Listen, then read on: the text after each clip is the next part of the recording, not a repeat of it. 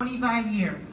The founder of Operation Hope, a best-selling author, actually come and teach with me. Now, he's not going to teach you the curriculum because we already got Cliff here today, right?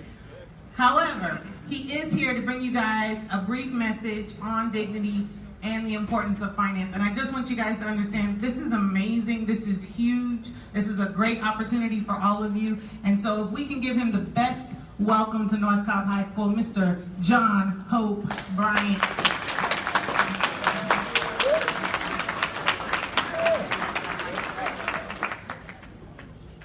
Do I need the microphone? I still do? How you guys doing? Justified. So justified? Yeah. All right. Well, look, I just came from South Africa a couple days ago, and I was in Chicago this morning, and so my voice is a little gone, but I was told that we had made a commitment to one of the best ambassadors for Operation Hope in our entire global system. We have impacts in 87 countries around the world, but one of our best ambassadors for our work is this lady here. And when Jessica asked me to do something, I try to show up. So I'm here to show up and I'm here to have a conversation. Now, just to put this into some context, because I don't expect for you guys to really understand anything that's going on here, but I do know that you value money. So who here wants to guess what I get paid for a 45-minute speech? 100,000. No, so I have to raise $150,000 a day for Operation Hope. And I run 40 companies that together have a capital of about $150 million. Operational budget is about $30 million a year. So that gives you some context. So when I'm not being CEO, not being an entrepreneur, when I'm not advising the White House or whatever, and when I have the time to give a speech, which I don't do to make money, it's not how I make my money. They can't afford to pay you enough to give a speech. And I'm here for free, by the way. How much do I get paid to give a speech? 45 minutes. $300. $300. Nope. Nothing. Definitely nope. So it's $25,000 plus expenses. Was a car service, hotels, all that stuff, so it'll be a few $1,000s for expenses. And I'm here today for free because Jessica told me that you guys were special. She told me that my new friend LaRon was here, who has been waiting for me to sign his book. Come on over here, LaRon. And I couldn't be prouder of this guy here. I don't know if you know him, but this is a leader for the future. He's got one of my books here. He's gonna get the other one. His dad has just picked it up. It just came out, called the Memo. And LaRon told me he has plans for his life. Tell him, LaRon, what are your plans? Trying to be a lawyer and then the president. And why is this book important to you? Because it teaches you how to be set for life in the future. That's true. And was it important for you for me to come today? Was it important to you that I came today?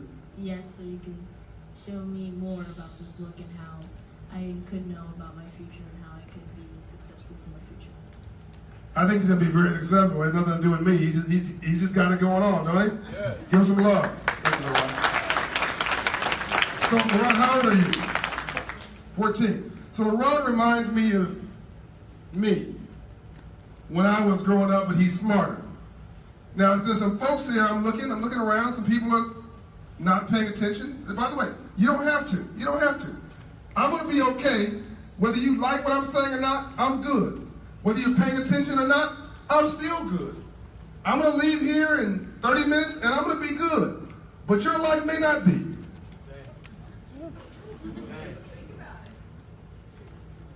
So how you invest your time, whether you take me seriously, whether you're laughing right now because you think it's cute while I'm talking to you, has nothing to do with me. You see, it's okay if you don't like me, I like me.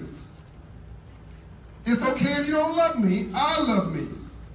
It's okay if you don't respect me, I respect me.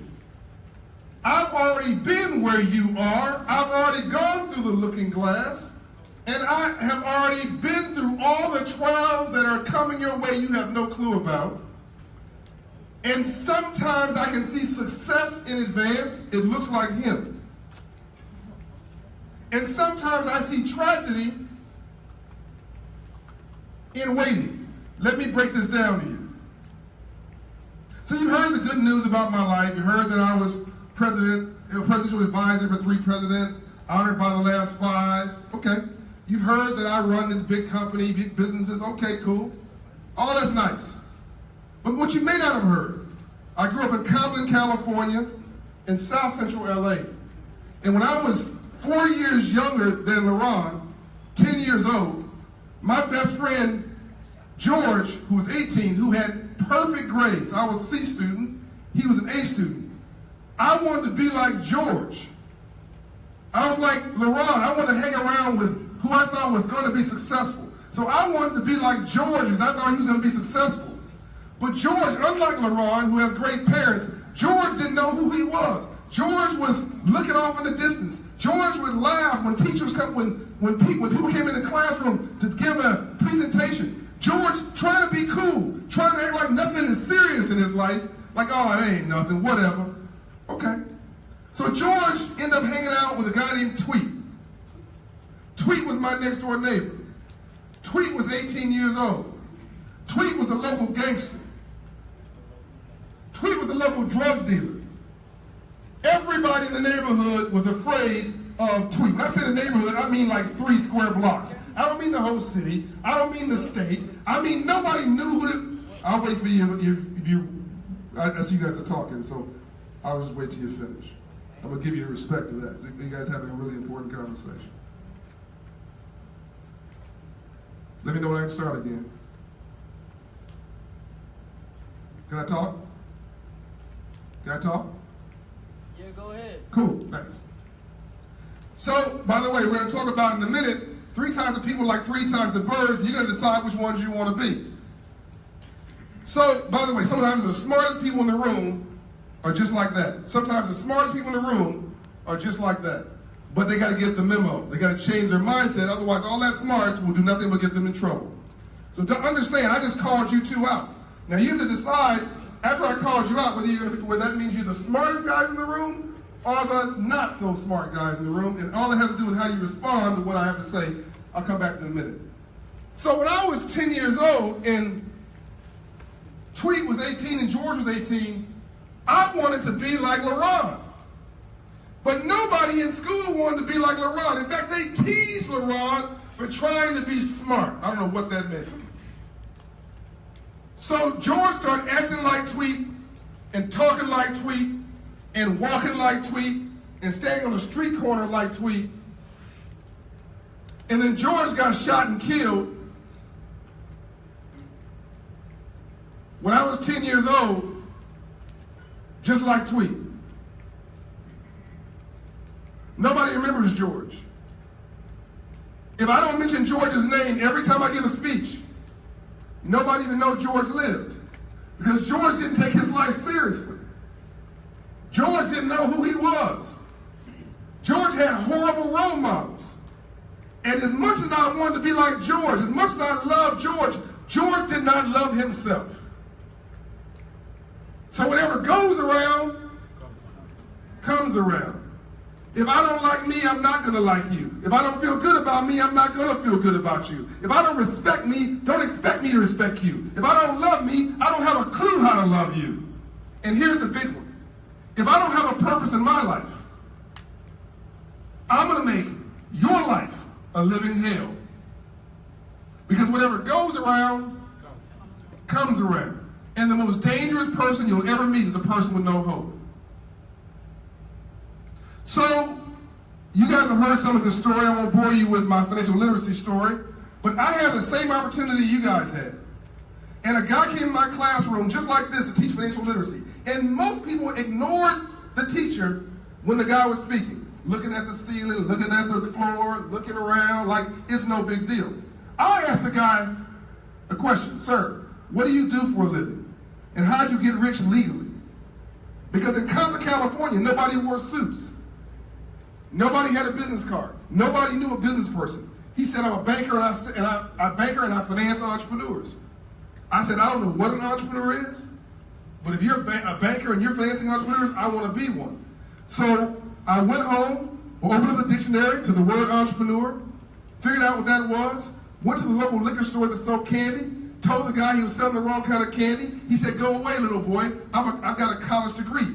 I said, that's nice. I've got cavities. Now, I was 9 years old. I'm going to tell you something about life.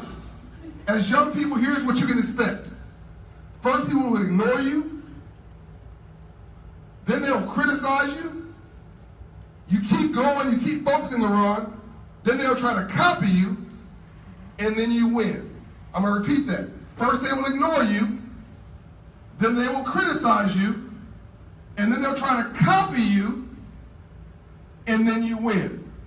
But you got to get to the very end of that story, or you'll lose, not them. Back to the story. So the guy said, look, I'm going to hire you to work at my liquor store. I want you to sell candy at the front counter. I said, I don't want to sell candy at the front counter. He said, that's the best job I got. I don't want that job. What do you want? I want to be a box boy. He said, that's the worst job I've got. That's the one I want.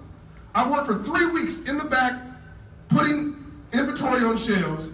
You know, when you go into a store and you see the glass cases, I'm the guy in the back pushing the inventory to the front. Why did I work for him for 3 weeks as a box boy and quit?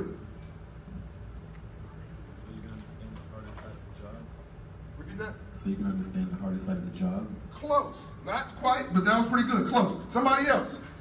Why did I go and work as a box boy? I didn't want the classy job up front. I wanted to work as a box boy. And I'm going to give you a little hint. Quincy Jones, who's won more Emmy Awards more Grammys than anybody on the planet, my mentor, Quincy Jones, said, if you think you're in the music business and you don't own publishing rights or writing rights, you're actually not in the music business. You're just a temporary performer. And that's why you got all these hip-hop stars and rap stars and whatever who make money for 5 years and end up broke because they thought that rocking a mic was actually the business. You're just a performer on a stage. Somebody else owns all of that material. You go to a basketball game. You think that the guys running up and down the court who getting paid $3-4 million, that they are flossing. No, they're rich. The guy who's sitting on the fifth row that nobody's paying attention to, that I'm sitting next to at the game. For the Hawks, that guy named Tony Wrestler, that nobody knows who that is. You may be rich, but he's wealthy because he owns the team. So he pays all these guys with his petty cash. He's a billionaire, not a millionaire. He's a billionaire. He doesn't cash checks, he writes them. You understand the difference? He doesn't cash checks, he writes checks. But while everybody else is talking about the guy and running up and down in the court, oh, he's rich. This is other guy sitting real quiet. Nobody's saying a thing to him. He owns everything. Which person do you want to be? I said, I want to be the dude that owns everything. Say it like you mean it. I want to be the dude that owns everything. Now, why is that important? Why is it important that he said it one way versus the other? Because the Bible says, be hot or be cold. If you're lukewarm, I'll spat you out. Translation, even God is not like mediocrity. If you're going to show up in class, show up with both feet. If you're going to show up in an internship, show up with both feet. If you're going to show up for a job, show up with both feet. Nobody needs somebody showing up raggedy. How did I succeed in my life? Because wherever I go and whatever I do, whether I'm being paid $25,000 or not a dime, I show up with everything I've got. Are you with me? I think you can tell I'm giving you everything I've got. Can't you tell? And if I respect you, then maybe you'll respect me too. If I love you, maybe you'll love me too. If I give you everything I got, maybe you'll give me all the attention you have. And when you don't do that, you've not disrespected me. You've disrespected yourself. Back to the story. So I quit the job, went home, told my mother I wanted to start a candy house in the den of my home. I needed a $40 loan to buy inventory. She wanted a $40 gift. My mother said, I'm gonna give you a loan because life is tough. You gotta pay the money back. We went to Smart & Final. Why did I go to Smart & Final to buy the candy? Nope. So Jessica says because it's cheaper. That's not the answer. How did I know to go to Smart & Final to buy the...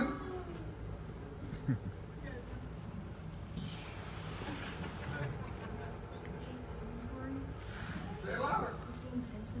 Say it like you didn't mean it. Say it. You've seen its inventory. Very good. She's absolutely right. I saw it on the side of the box of the inventory. It said Smart & Final. I knew the wholesale rate, the retail rate. I knew the profit margin. I knew the address where he bought the candy. I quit, borrowed $40 from my mother, went to Smart & Final, bought the inventory, came home, set up the store in the den of my house. I was how old? 10 years old, 4 years younger than you. How old are you? I'm 17. 17 years younger than you. How old are you? 7 years younger than you. So I was already a business owner, set the business up, made $300 a week when I was 10 years old. I'm 51 now. That's 41 years ago. I made $300 a week at 10 years old, 41 years ago. Imagine how much money that is today. That's about $4,000 a month. I made $300 a week, put the liquor store out of the candy business, found girls, lost the business, recurring theme in my life, but once I got focused, I put the liquor store out of the candy business and became the candy guru for Compton, California. Let me ask you a question. What did that do to my self-esteem? A boost. Right through the roof, right? What does that do to your confidence? Right through the roof. Does that say to you you can do anything you want to do? That's why I'm standing here right now. You don't think that money or decisions or what you're doing today means anything, but it means everything. So I had 100 different businesses from age 10 to age 20. Most of them failed. I had, when I was 18 years old, 1 year older than both of you, I was homeless. Went from living in a beach house in Malibu, California, because I was believing too much of my own press, believed that I was better than other people, and God don't make dirt, but he also don't like ugly people, so whatever goes around, comes around. So I treated other people badly, so I got treated badly, and I went from living in a beach house in Malibu to living in my Jeep, homeless, 18 years of age. I decided to take my life back, to take my life seriously, and I just worked my way out of that. It took me 6 months. The car I was driving in, the tow truck was looking for it because it was going to be repossessed, and I just focused like a laser beam. And I went from there to the next year running a new business. I grew that business from zero to $24 million a year in business. I bought that company. Then the rise happened in 1992, and I started Operation Hope, which changed my life, and that's why I'm here today. We've invested $2.5 billion in America's inner city neighborhoods and rural communities, and we have only begun. So I believe I can change the world. And I'm from Compton, California, in South Central LA. I decided that. I decided to dream big. I decided to leave a legacy. I decided I want to live with something larger and more important than myself. I'm going to stop now because I know I'm boring you. But here's a question. Let's be serious for a minute. Don't you want your life to mean something? Is this the only guy in here talking? Don't you want to have a legacy in your life that when you leave this place, there's some remembrance that you were here other than you went to parties, had some good time, had some good pizza, got old, farted, and died? I'm talking to you. Yeah, yes sir, yes sir. I'm about to lose my voice trying to get to you. I know you're there. I know the problem is that you have been sold a lie that somehow listening to me and taking it seriously is not being cool. No, not doing that is being a fool. I'm telling you, this is a chance for you to transform not just your financial literacy, but your life. In South Africa, there's a phrase, Ubuntu. Say that. Ubuntu. Repeat it one more time. Ubuntu. Ubuntu. Very good. One more time. Ubuntu. Ubuntu. U-B-U-N-T-O. Ubuntu. That means I am me because you are you. That's human dignity.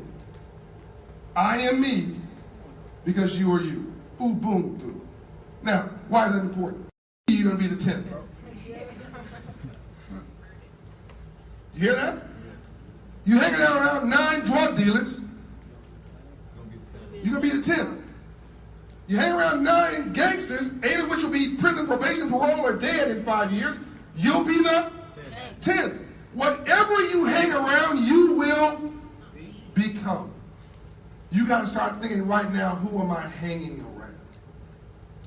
There are 3 types of people like, am I boring you? No. We good? No, we good. I'm almost finished. I'm going to drop the mic and I'm going to leave. My mother always said, you never want to be the old guy in the club.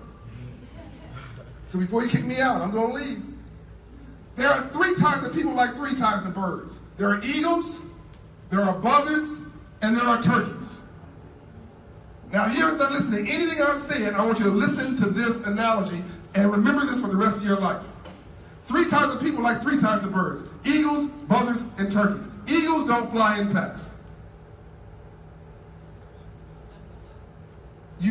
They fly solo. You've never seen a flock of eagles.